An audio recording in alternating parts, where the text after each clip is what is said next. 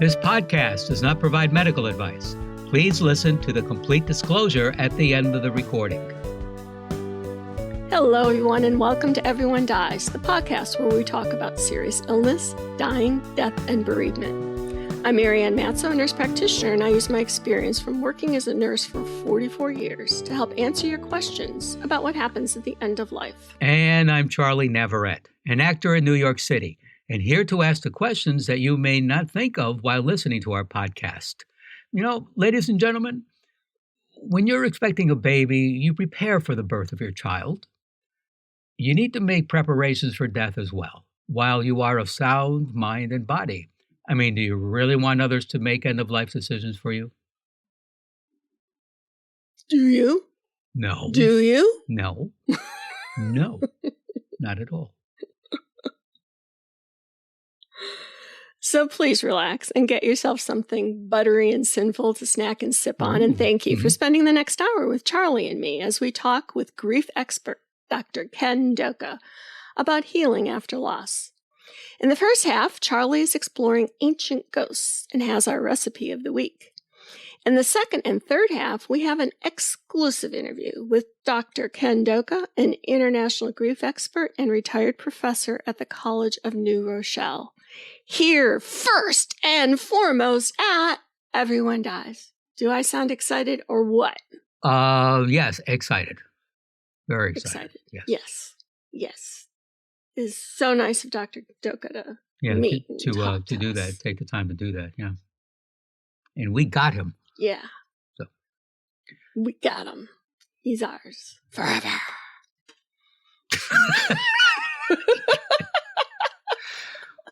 I don't know if your enthusiasm is going to flatter the doctor or scare the hell out of him. We got him forever. I'm his number one fan.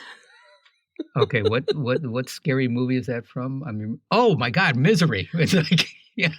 Yes, Misery. Right. Come on.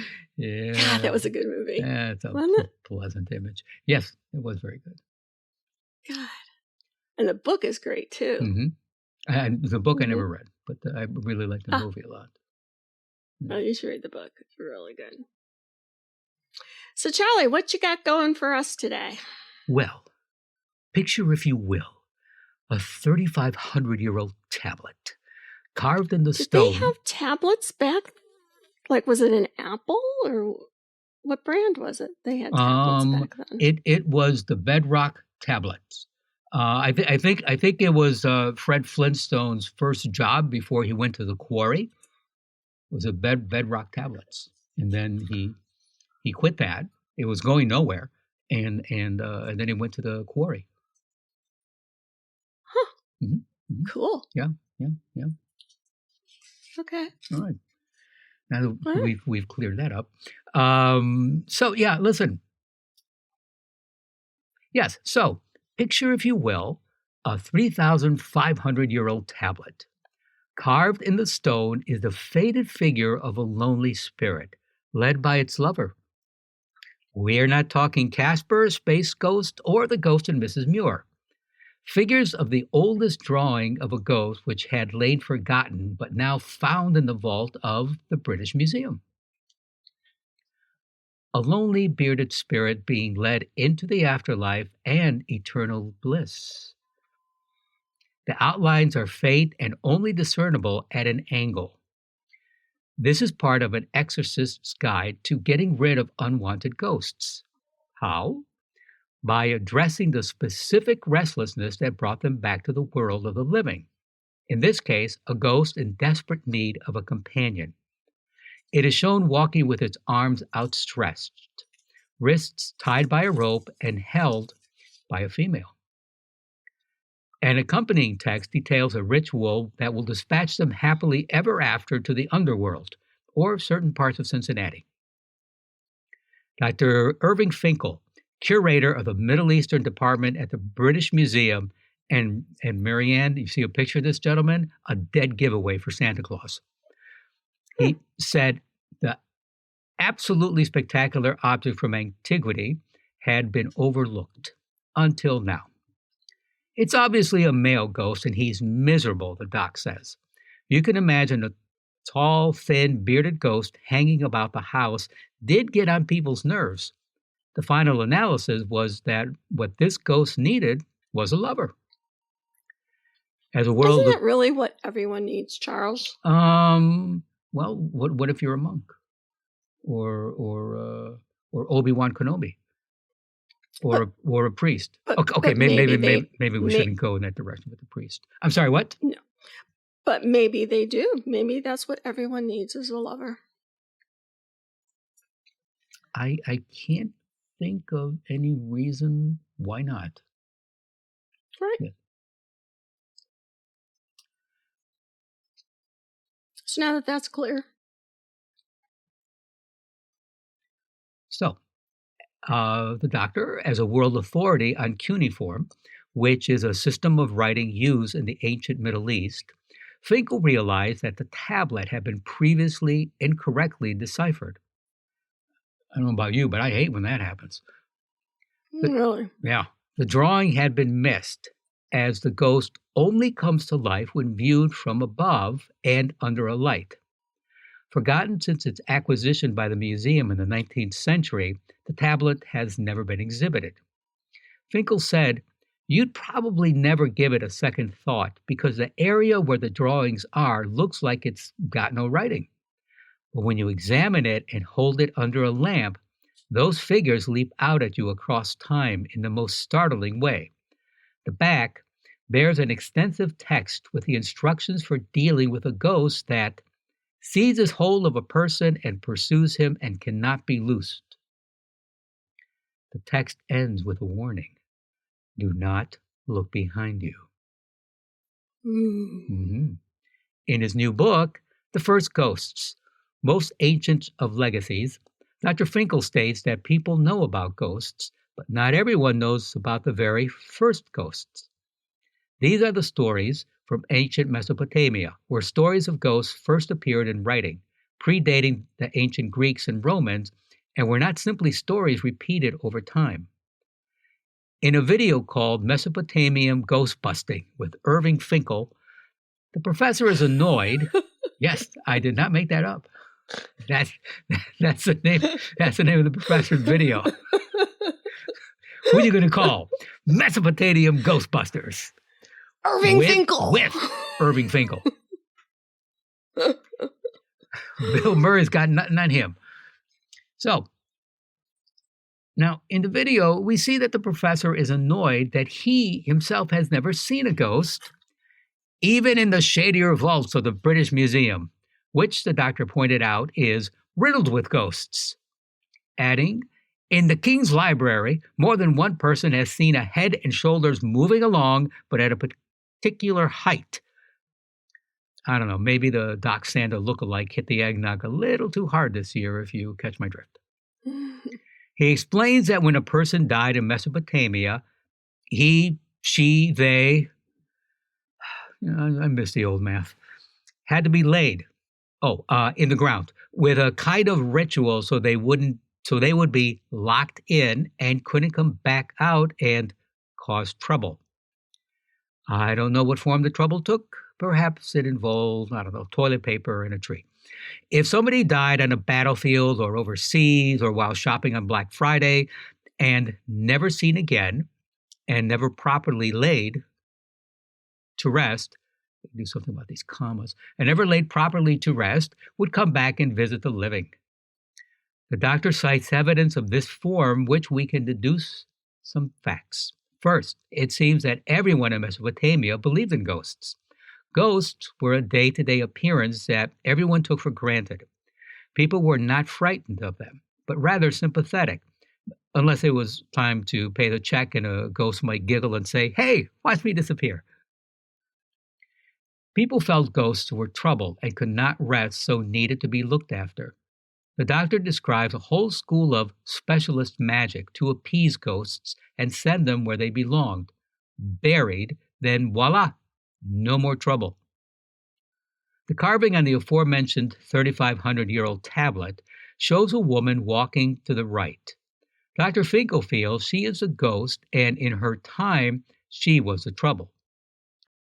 So it was decided that what this ghost needed was a young lover. So an exorcist made a model of this lady and a model of an energetic and sexy lover. The effigies, meaning the clay models of them, are buried in a pit, together with other items they might need, then covered over. So, safe in their burial, the idea was that they would then sink down into the underworld and not come back and cause trouble. In the drawing, which is depicted in the clay, this woman is pulling him along on a type of leash to a particular place in a particular direction. He cannot escape. Dr. Finkel notes that such an artifact brings us closer to our ancestors. All the weaknesses and characteristics that make the human race so fascinating assuredly were there in spades 3,500 years ago. And staying with ghosts, this week's recipe is one of Mary Ann's go-to funeral dishes, ghost pepper jelly. We have the recipe, but you can always buy it at the grocery store too. Get a jar of pepper jelly, a brick of cream cheese, and wheat thins. Put the cream cheese on a plate, dump half a jar of pepper jelly on it, and serve with wheat thins. The attendees at your next funeral lunch will thank you. So please go to our... I'm telling you, what? that Yes, is yes. the easiest thing to make and take places, and people always are like, this is so good. I think I already memorized it too. Mm-hmm. Just by reading it that one time. Have you had this? No. No, I have not. It's a ghost pepper. So it makes me a little leery. I'm afraid of them ghosts. Who are you going to call? Mesopotamia Ghostbusters. Dr. Finkel. I'm going to call Irving Finkel.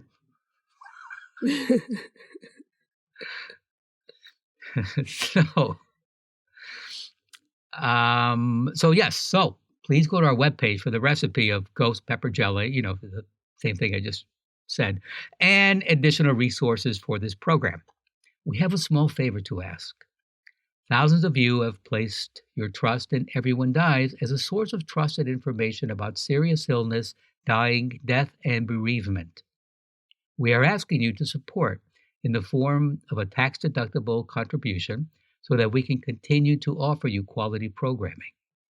Thank you in advance for going to our website to make your donation, as well as following us on Facebook and Instagram. Visit us at www.everyonedies.org.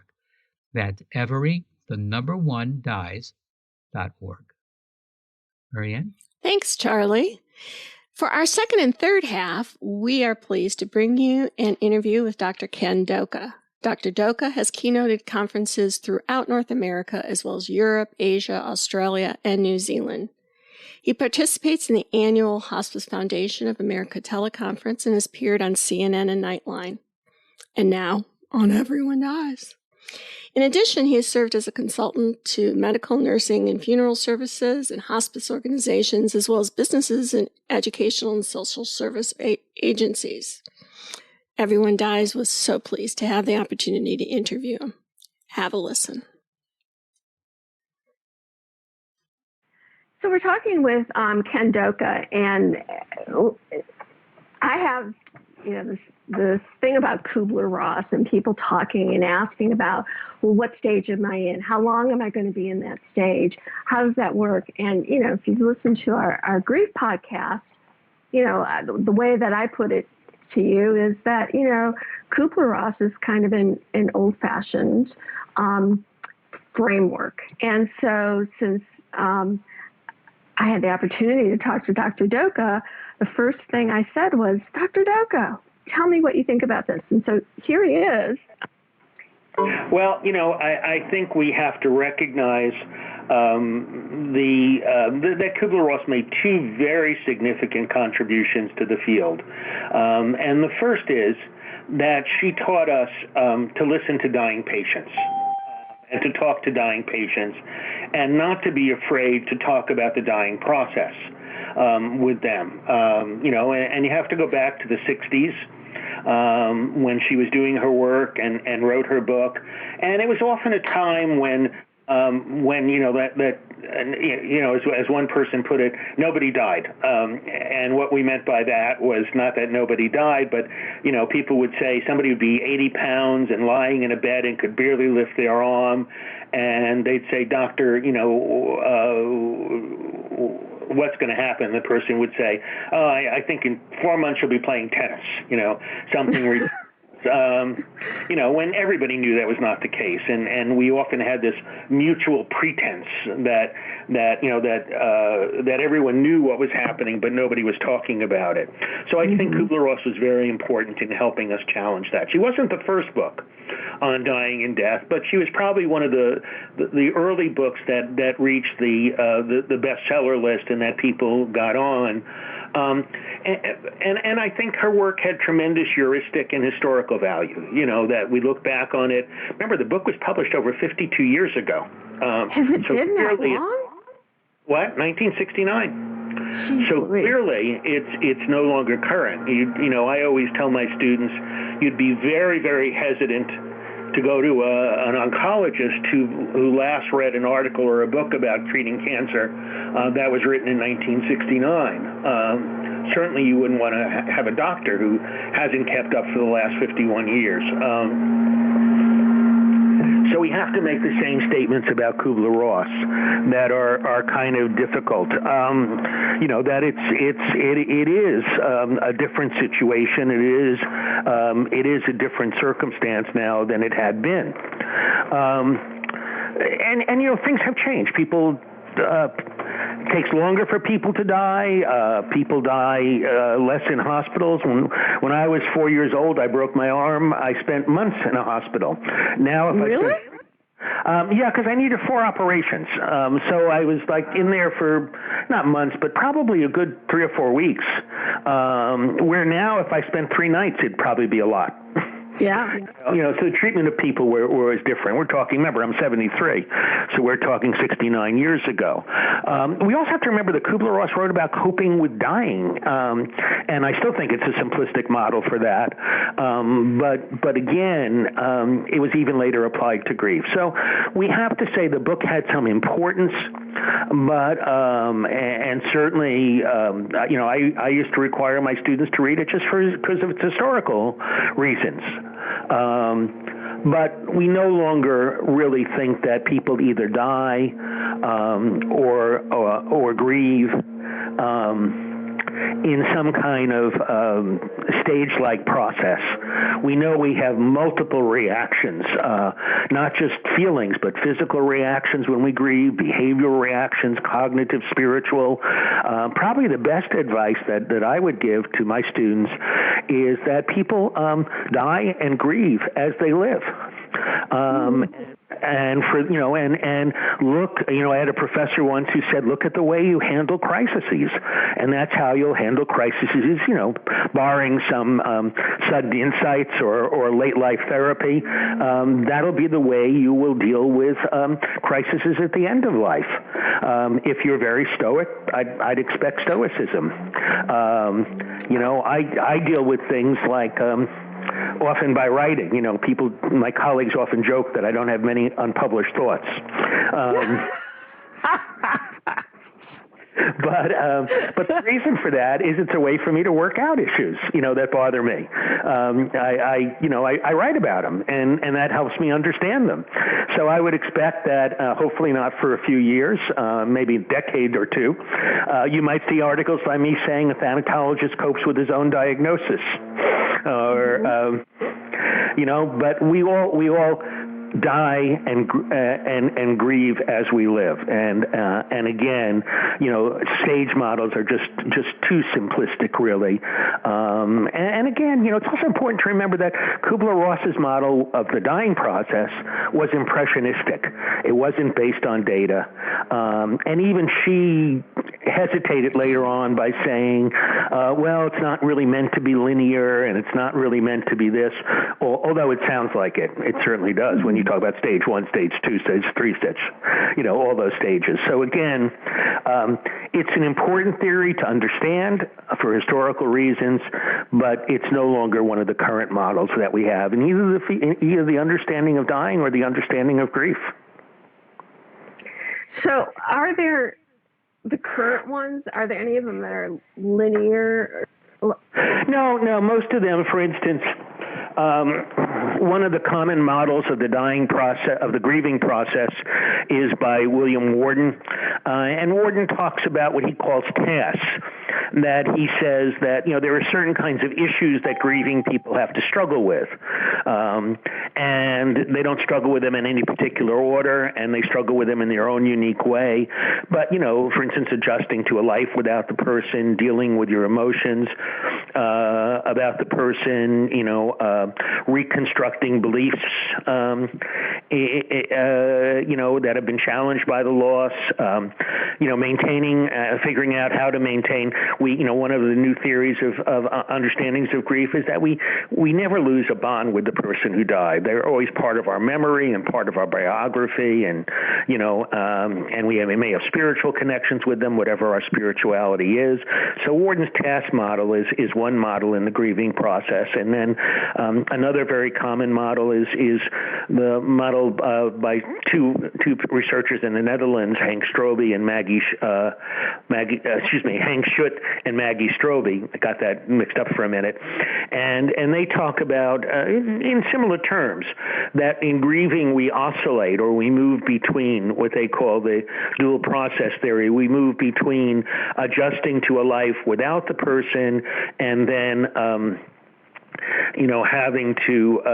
having to deal with a loss. So, just to give you an example of that, I had a woman client who came into me one day, very, very proud that she had balanced the checkbook for the first time since her husband's death. That had been his traditional task. Mm-hmm. But then when she came back the next week, she said, when I left your office, I realized if John were still alive, I wouldn't have had to worry about that. So it's that oscillating, that moving back and forth among these two processes, living a life in the face of the loss and dealing with the loss itself. Mm-hmm. That are more current understandings of the grieving process. And I think it's good for our listeners to know that it's such a very fluid, in the very beginning, it can be from one minute to the other, going back and forth between these emotions, and that there's other things that can trigger or set off the loss or make you more aware of this person isn't in your life, or what that relationship was. And what I hear patients say, and people, other people say, is that I want to stop feeling like this. Yeah, and the answer for most people is over time.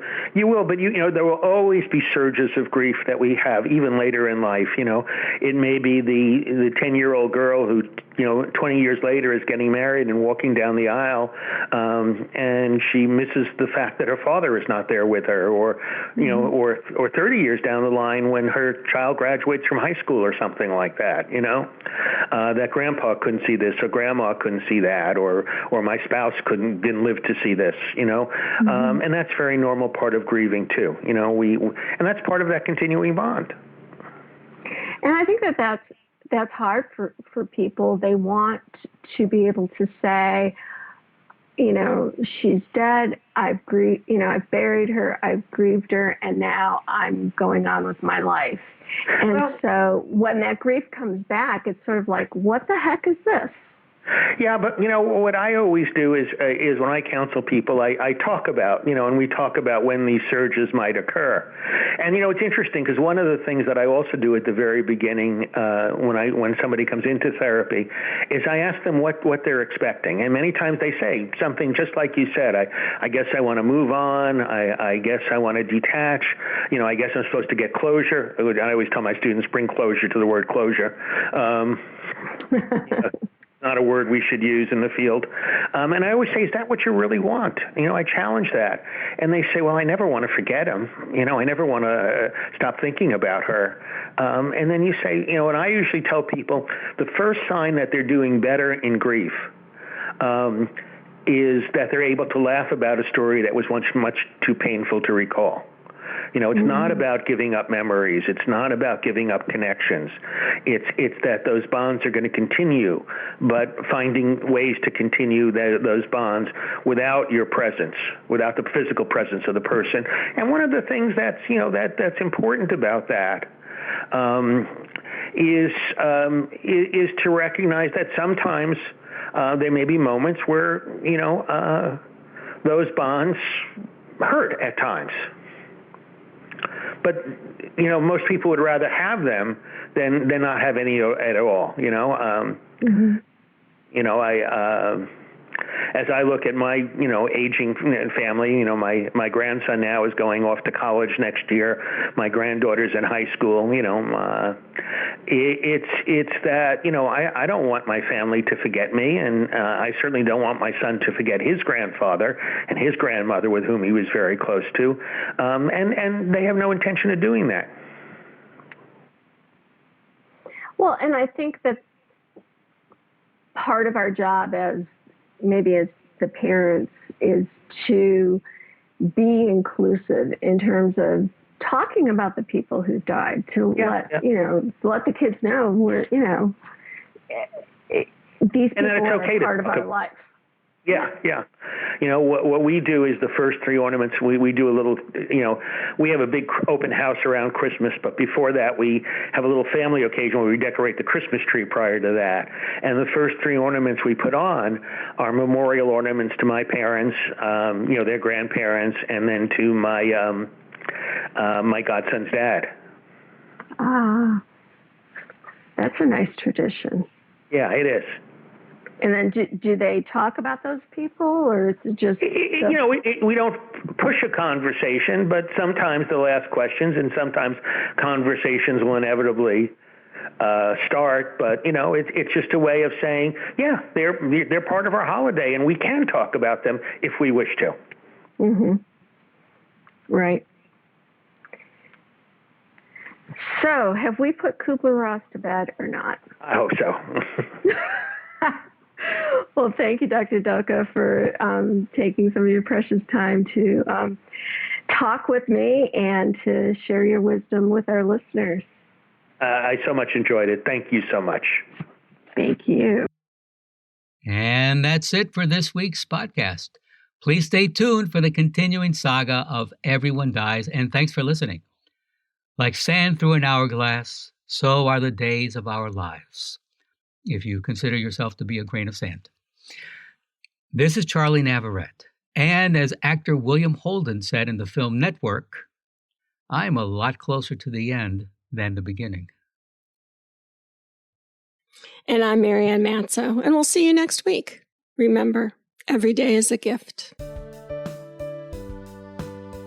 This podcast does not provide medical advice. All discussion on this podcast, such as treatments, dosages, outcomes, charts, patient profiles, advice, messages, and any other discussion are for informational purposes only and are not a substitute for professional medical advice or treatment. Always seek the advice of your primary care practitioner or other qualified health providers with any questions that you may have regarding your health. Never disregard professional medical advice or delay in seeking it because of something you have heard from this podcast. If you think you may have a medical emergency, call your doctor or 911 immediately.